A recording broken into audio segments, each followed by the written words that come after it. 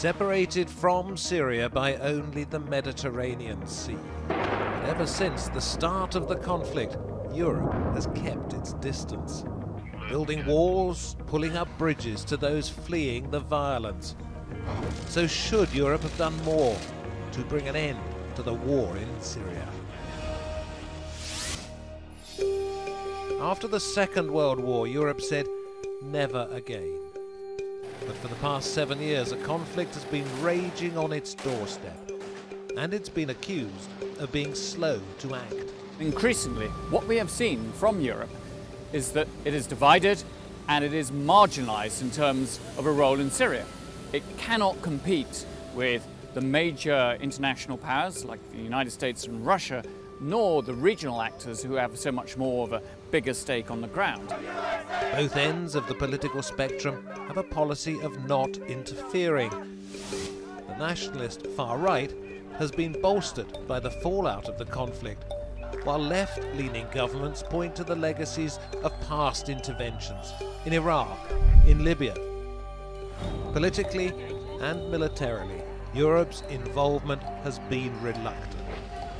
As refugees have arrived at its shores and borders, initially welcoming, Germany faced a swift backlash.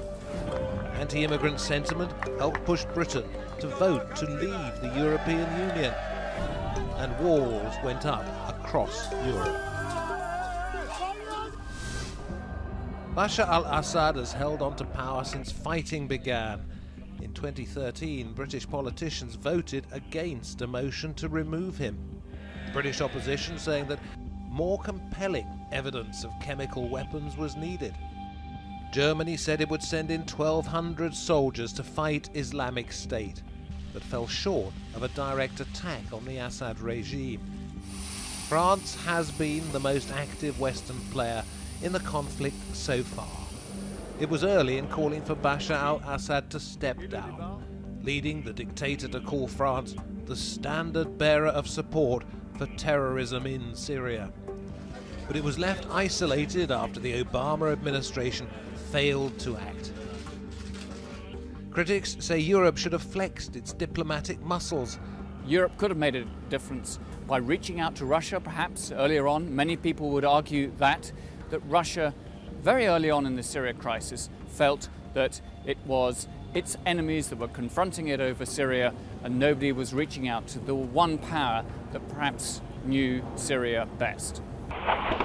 In 2014, the EU mobilized in the region in the fight against ISIS. The European Union may have imposed sanctions on the Syrian regime and its allies, but it hasn't prevented airstrikes. As Turkey, Russia and Iran play a central role in peace talks, Europe must decide what role it will take in Syria's future, if any.